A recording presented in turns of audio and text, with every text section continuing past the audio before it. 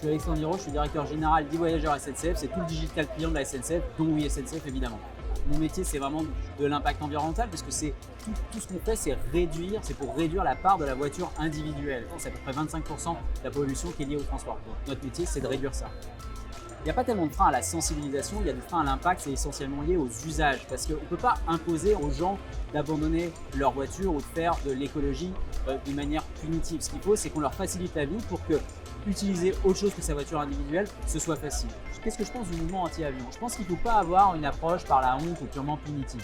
En revanche, qu'il y ait une prise de conscience globale que notre confort, notre facilité, ça a un impact sur l'environnement et qu'on va changer nos comportements en fonction de ce que sont nos conditions, ça c'est une très bonne chose. C'est difficile de parler d'opportunité parce qu'il y a quand même une catastrophe environnementale devant nous. En revanche, je dirais que la bonne nouvelle, c'est que la technologie aujourd'hui nous permet d'orienter les usages de nos clients vers autre chose que la fameuse voiture individuelle, vers de l'autopartage, vers les trottinettes, vers tout un tas de mobilités qui sont moins polluantes que l'automobile. C'est ça l'opportunité.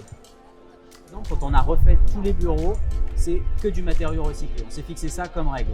C'est simple et c'est directement applicable.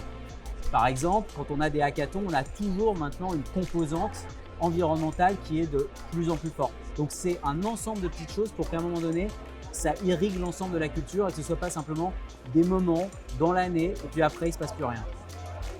Le mantra, c'est que c'est plutôt une hygiène de tous les jours et pas un grand moment dans l'année. Être environnemental by design, par exemple, ça c'est un peu technocratique comme façon de le nommer, mais la réalité c'est qu'il faut y penser tout le temps, tous les jours, dans nos petits gestes, mais aussi dans les grands.